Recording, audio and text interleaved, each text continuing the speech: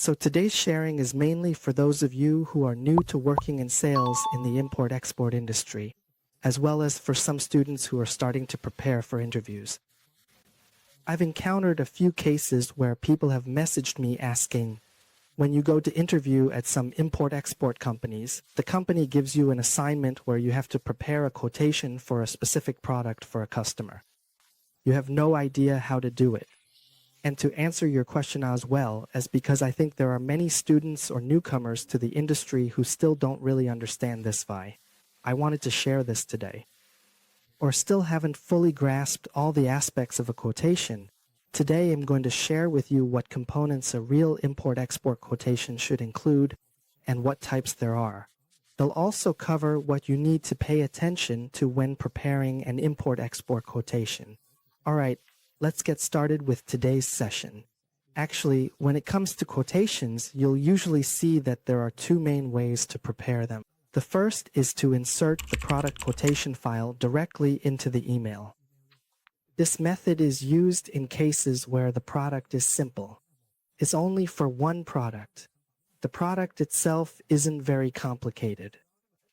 So you can just write the price directly in your offer email Vi.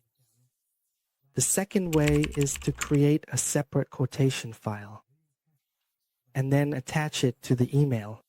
So when should you use this two method? First, when you need to quote prices for many items at once. 2, for complex products, you need to include images to make things clear. And if you need to include a lot of terms and conditions in your quotation, it's better to use the Catch Thursday 2 for more detail. All right, let's go through each method together. We'll start with the simpler method first. I'm going to open a template for you to see. This is a basic quotation email. You'll include the quoted price directly in this email instead of attaching a separate file. So what are the basic components included in this quotation file? First of all, of course, you need to thank the customer. After that, the quotation section starts from this point. And first, it must include the product name. The product name I'm using is frozen mango half. Cuts means the mango is cut in half, slicing off the cheeks. 2, you need to specify the product specifications. Depending on each type of product, the specifications will be different, and you'll quote based on the customer's requirements. For example, here I'm listing the specification as Vi import-export, which refers to the sweetness level. A sweetness of 14 and up. For mangoes or some other fruits, they measure the sweetness according to a standard, and it's specified right here. Third, you'll need to mention the product's packaging specifications.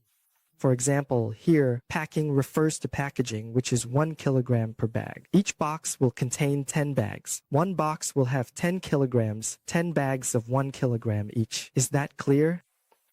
After providing all this product information, we move on to the quoted price. Here is the quoted price. For the quoted price, we specify the unit of pricing, such as dollars per kilogram or per box. Dollars per cubic meter, square meter, dollars per kilogram.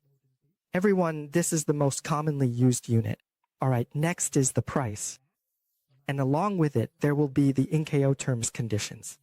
Those are the Incoterms. I have already shared all Incoterms conditions from 2020 already. If you haven't seen that video yet, I'll leave a link in the description so you can click to watch more about Incoterms. In addition, under the quoted price, you can also list any other conditions if there are any.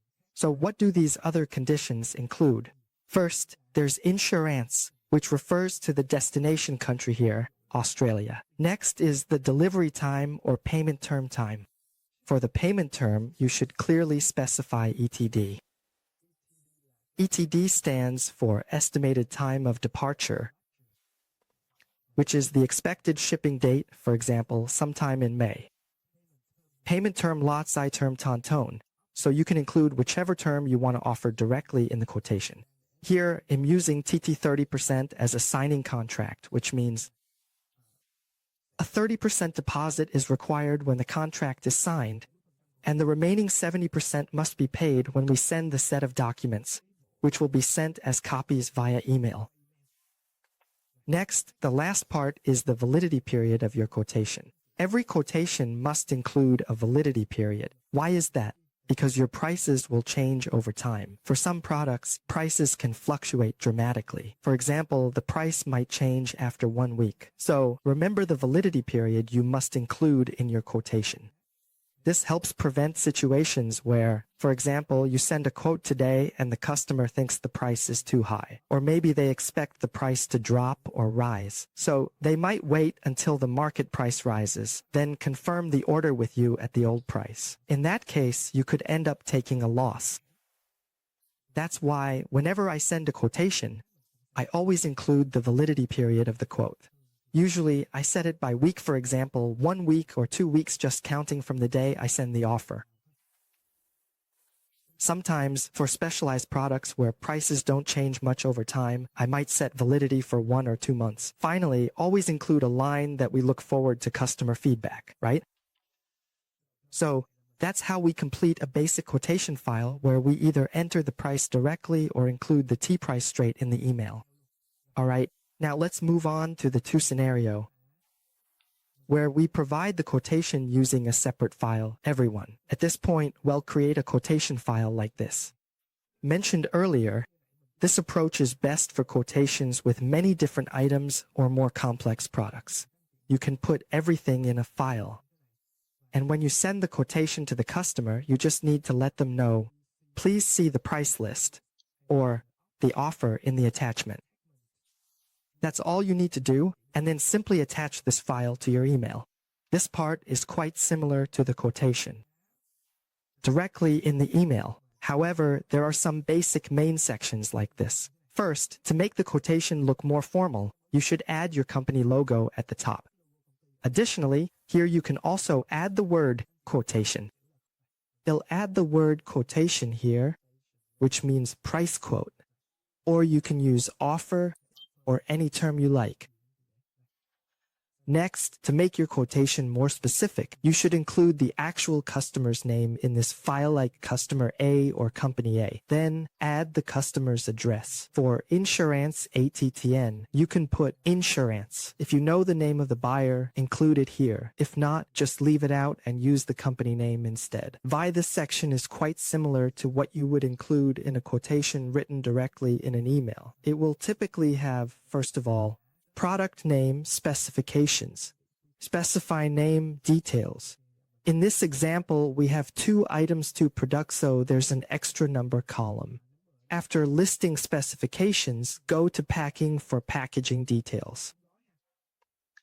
It's basically the same, just specify packaging details for each product. Enter how each product is packaged here. Include the quoted price here as well. The quoted price will always be with the relevant NKO terms. In the previous file, I used FOB Ho Chi Minh. In this example, I'm using CFR Sydney, Australia, meaning the port of Sydney in Australia.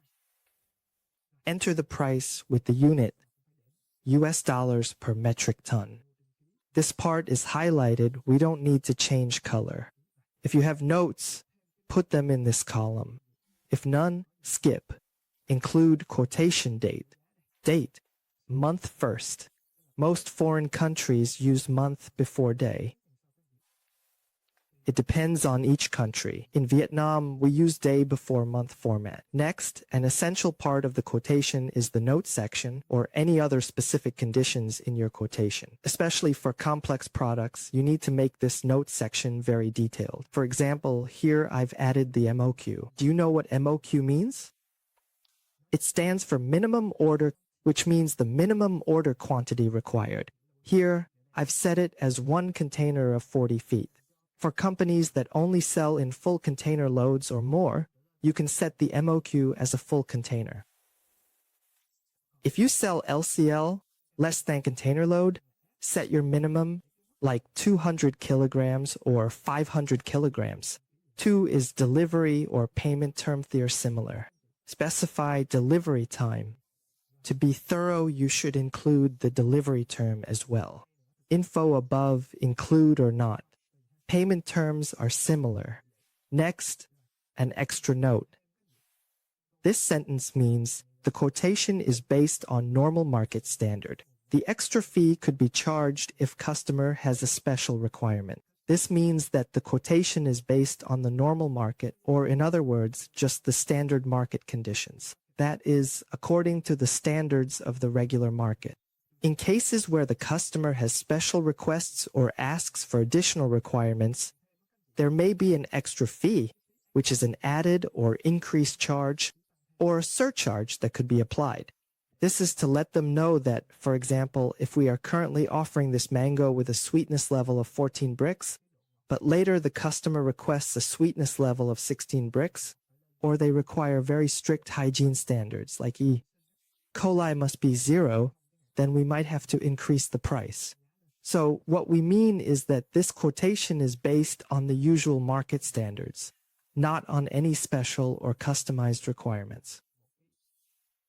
Any standards that are above the usual market level.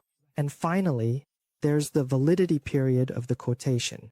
You should always include the validity period, and at the end, you can write your name or sign in this final section.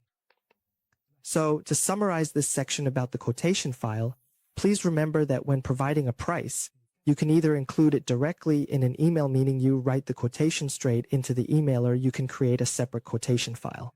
Creating a separate file is especially useful for products with complex specifications, when images are needed, or when you're quoting for many products at once. In those cases, you can prepare a quotation file like this. Secondly, the basic components of a quotation will include key elements such as the product name, product specifications, packaging details, and the quoted price. In addition, there may be other important terms and conditions to note. And most importantly, don't forget the validity period of the quotation. You should always make sure to include the validity period. Alright, okay. So that wraps up the section on quotations and sending price offers for exporters today. I hope that this knowledge provides the most practical examples for those of you who have never prepared an export quotation before, as well as for students looking to gain more understanding. Equip yourself with this knowledge so you can confidently handle interviews at export companies. Thanks for watching. If you found this video helpful, please subscribe and share it with others in your export community. See you next time. Bye-bye.